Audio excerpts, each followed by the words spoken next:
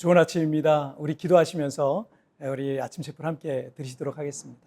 하나님 아버지 감사합니다. 오늘도 이렇게 하나님 앞에 예배하며 오늘 하루를 시작하게 하시니 정말 감사합니다. 이 아침에도 만나주시고 주의 말씀에 내 마음을 비춰보고 오늘 어떻게 살아가야 될지 주님 깨닫게 하여 주옵소서.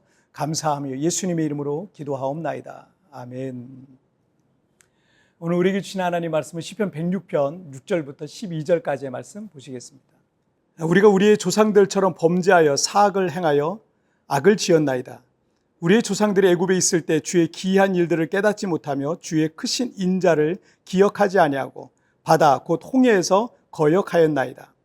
그러나 여호와께서는 자기 이름을 위하여 그들을 구원하셨으니 그의 큰 권능을 만인이 알게 하려 하심이로다. 이에 홍해를 꾸짖으시니 곧 마르니 그들을 인도하여 바다 건너가기를 마치 광야를 지나간 같게 하사 그들을 그 미워하는 자의 손에서 구원하시며 그 원수의 손에서 구원하셨고 그들의 대적들은 물로 덮으심에 그들 중에서 하나도 살아남지 못하였도다. 이에 그들이 그의 말씀을 믿고 그를 찬양하는 노래를 불렀도다. 아멘. 오늘 본문인 시편 106편 6절부터 12절까지의 말씀은 이스라엘 백성들이 출애굽한 뒤 홍해 해변에 진을 치고 있었을 때 일입니다. 애굽의 바로 왕과 백성들은 10번의 재앙을 통해서 두 손 들고 노예로 부리던 60만 명, 약 200만 명의 이스라엘 백성들을 풀어줬습니다. 하지만 노예들이 없이 며칠을 지내다 보니까 불편한 게 한두 가지가 아니었던 거예요. 그래서 험하고 고된 일을 해주던 이스라엘 백성들을 그냥 풀어준 걸 후회하고 애굽의 모든 병거와 군사를 동원해서 그들을 뒤쫓았던 겁니다. 그리고 애굽 군대가 이스라엘 진영에 바짝 뒤쫓아오자 이 공포에 질린 이스라엘 백성들이 모세를 향해 원망했습니다. 불평과 원망을 하는 사람들의 특징이 있어요. 첫째는 책임을 회피하려 한다는 겁니다. 사람들은 영광받을 일에는 자기가 앞에 나서지만 어떤 문제 앞에서는 나 대신에 누군가가 그 책임을 지길 바랍니다. 그 문제에 대한 책임을 회피하고 싶은 본능일 겁니다. 이 사건을 소개하고 있는 출애굽기 14장 11절에 보면 애굽에 매장지가 없어서 당신이 우리를 이끌어내어 이 광야에서 죽게 하느냐, 어찌하여 당신이 우리를 애굽에서 이끌어내어 우리에게 이같이 하느냐. 이 구절에서 이끌어내어라는 표현이 두 번에 걸쳐 나오는데 이스라엘 백성들도 모세의 말에 동의했기 때문에 출애굽을 한 거잖아요. 그런데 그들은 당신이 우리를 이끌어내어라는 말을 하면서 그 모든 책임을 모세에게 전가시키고 있다라는 겁니다. 불평과 원망하는 사람의 전형적인 특징입니다. 두 번째 특징은 두려움과 불안감이 크다라는 거예요. 지금 벌어진 이 문제 때문에 모든 게 망쳐지고 모든 게 끝날 것 같은 불안감이 큰 겁니다. 그러면 그 상황에 어떻게 해야 하는지 그 대안을 찾고 방법을 찾아야 하는 게 먼저일 텐데 두려움과 불안감이 크다 보니까 불평과 원망부터 하게 되는 겁니다. 출애굽기 14장 10절에 보시면 바로가 가까이 올 때 이스라엘 백성들이 눈을 들어본즉 애굽 사람들이 자기들 뒤에 이른지라 이스라엘 자손이 심히 두려워하여 여호와께 부르짖고, 여기서 여호와께 부르짖고라고 되어 있지만 이어지는 11절에서 그들이 모세를 향해 강하게 원망하고 불평하고 있는 모습을 보면 그들의 부르짖음과 기도는 온전한 기도는 아니었던 것으로 보입니다. 그 전에 이스라엘 자손이 심히 두려워하여 라는 말씀이 있잖아요. 그들 가운데 불안감과 두려움과 공포가 매우 컸다라는 것을 우리가 짐작해 볼 수 있습니다. 불평과 원망의 사람의 특징 세 번째는 믿음이 없다라는 거예요. 믿음이 없다.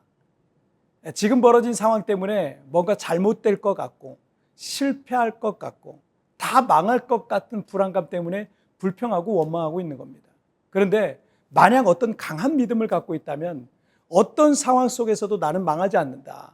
나는 하나님이 붙들어 주신다. 나는 반드시 다시 일어난다. 나는 승리할 것이다. 이런 믿음이 있는 사람은 결코 불안해하지 않습니다. 시편 106편 7절을 보시면 우리의 조상들이 애굽에 있을 때 주의 기이한 일들을 깨닫지 못하며 주의 크신 인자를 기억하지 아니하고 바다 곧 홍해에서 거역하였나이다 라고 이렇게 말씀하시고 있잖아요. 이스라엘 백성들은 출애굽하기 전에 애굽에 있을 때 모세를 통해 일어난 10가지 재앙을 눈으로 목도했어요. 하나님께서 얼마나 크신 분이신지, 하나님께서 얼마나 위대한 분이신지, 그분의 능력이 얼마나 강력한지를 이미 경험했던 겁니다. 그런데 믿지 않고 있었던 겁니다. 이스라엘 사람들에게 애굽의 바로 왕은 얼마나 강력한 권력을 갖고 있었겠습니까?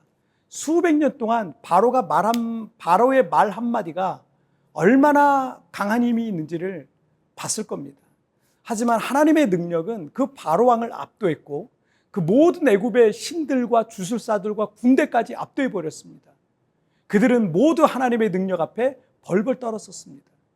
그 하나님께서 지금 내 편에, 이스라엘 편에 계셨던 겁니다. 그 하나님을 믿는다면 두려움과 불안과 걱정과 염려가 있었겠습니까?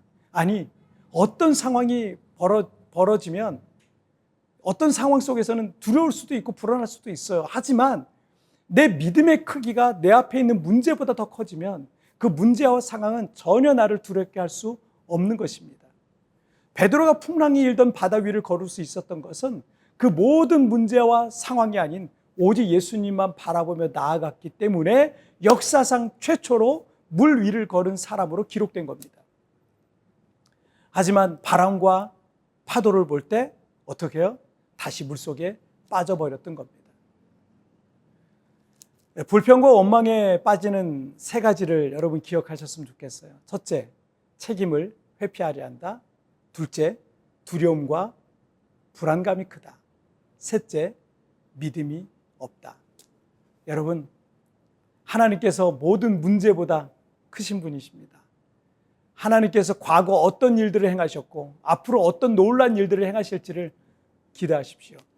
모든 불평과 원망이 감사와 찬양으로 바뀌게 될 것을 믿습니다. 자, 우리 같이 기도하실까요? 살아계신 하나님 아버지, 감사합니다.